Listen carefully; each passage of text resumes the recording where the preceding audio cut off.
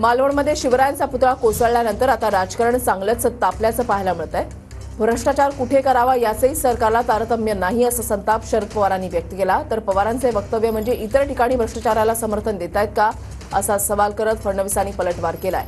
दरम्यान मवियाकडून 1 सप्टेंबरला मुंबईमध्ये आंदोलनाची घोषणा करण्यात आली आहे। आज उंची उद्ध्वस्त राहण्यासाठी दिसते। कुणी सांगतं वाऱ्याचा वेग होता, आणखी काय करायचं।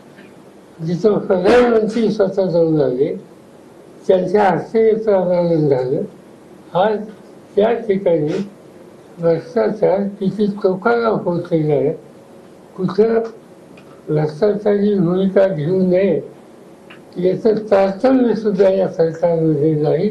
शरद पवार साहेब ज्येष्ठ नेते आहेत, त्यांना हे देखील माहिती आहे की हा पुतळा नेव्हीने तयार केलेला आहे, हा काही राज्य सरकारने तयार केलेला नाही।